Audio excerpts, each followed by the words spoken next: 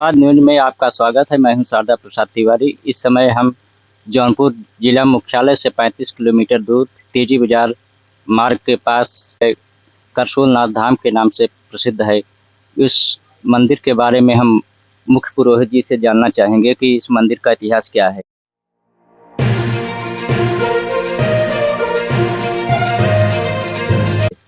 पंडित जी। मंदिर का इतिहास यह है कि पहले यहाँ बहुत घनघोर जंगल था। बहुत घनघोर जंगल था और नदी से जो है लोग यात्रा करते थे और उसी समय एक साहूकार जो है यात्रा किया कर रहा था और यही घाट पर आकर के जो है वह साहूकार यहीं पे रुक गया।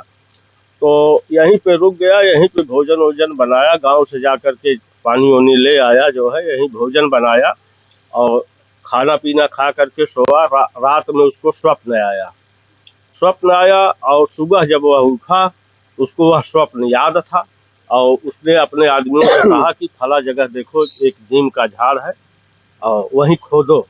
और खोदा गया, जो है वह खुदवाया, देखा तो वहाँ शिवलिंग जो है मिला तो वह सारा धन वो करके जो है यहीं पे रुक गया और भगवान भोलेनाथ का जो है मंदिर का निर्माण किया और कुएं का निर्माण किया।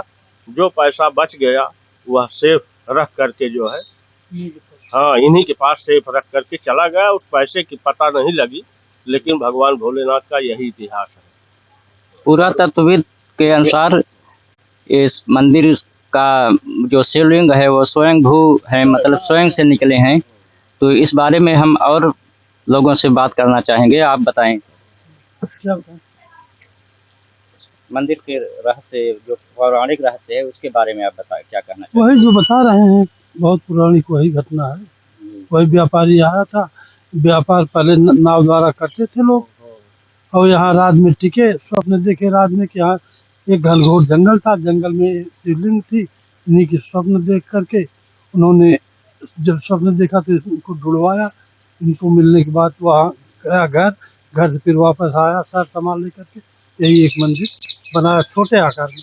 अब एक जी कपूरपुर के वो बड़े आकार में इसको बनवाए और ये जो लिखा गया है भाषा, इसको कोई पढ़ नहीं सकता। हम अभी फिलहाल उस मंदिर के अलावा इस रहस्यमय कुएं के भी बारे में जिक्र करेंगे।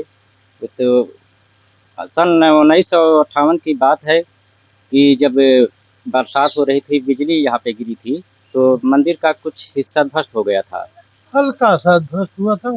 तरह से उसके बाद फिर बाद में बना। शिवलिंग पे भी असर हुआ था, लेकिन धीरे धीरे शिवलिंग जो है पूज गया। हाँ, शिवलिंग पे भी असर हुआ था, गड्ढा बन गया था, लेकिन धीरे धीरे वह शिवलिंग पूज गया। तो 15 तारीख को महाशिवरात्रि है, तो उस सिलसिले में आपकी क्या व्यवस्था है इस समय?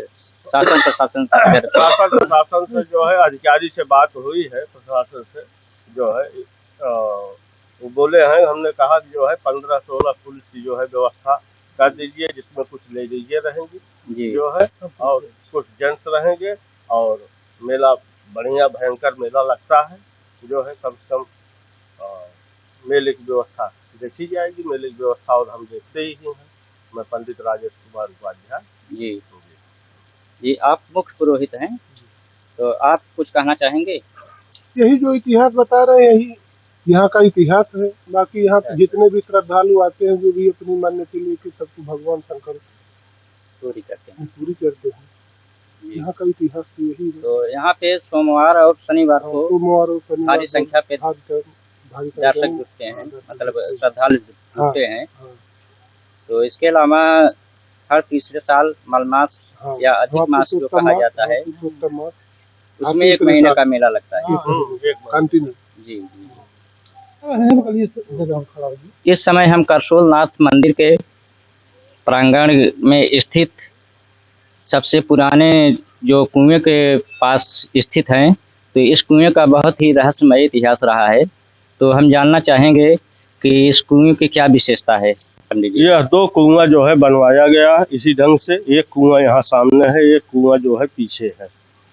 और इसमें प्रतिलिपि लिखी गई है, वह शिलालेख लिखा गया है कि यह कुआं कब का है, कैसे है, लेकिन किस भाषा में यह लिखा गया है यह आज तक जो है पुरातत्व विभाग को भेज करके जो है हम जानना चाहें, लेकिन यह प्रतिलिपि कोई पढ़ नहीं पाया, जिससे जानकारी नहीं हो पा रही है कि इतिहास इसका क्या है।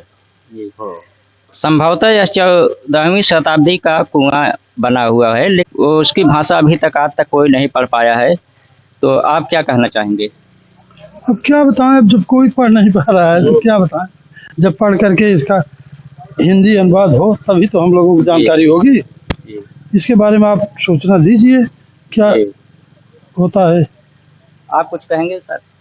वही जो बता रहे हैं, जब इसकी कोई जानकारी ही नहीं किसी के पास ये भाषा की, तो हम लोग इसके बारे में क्या बता सकते। पुरातत्व विभाग वाले भी आए, विभाग के पास जो है नहीं बता ये भेजा गया था, यह पुरातत्व विभाग के पास भेजा गया था, लेकिन जो है इसका कोई वह नहीं आया कि किस भाषा में लिखा गया। पहले यह हुआ कि पाली भाषा में लिखा गया, ये कि यशो आए थे, बोले अगर पाली भाषा में लिखा गया होगा तो हम पढ़ लेंगे। तो आए देखे, कहा नहीं पाली भाषा में नहीं लिखा गया। इसका फोटो वोटो ले करके जो है पुरातत्व विभाग को भेजे जो है, लेकिन कुछ सामने नहीं क्लियरेंस नहीं हो पाया क्या लिखा गया है शिलापट्ट पे कुएं का। चलिए, बहुत बहुत धन्यवाद आप सभी का, जो आपने इस मंदिर के रहस्य और कुएं के रहस्य के बारे में जानकारी दी। आपका सभी बहुत बहुत धन्यवाद।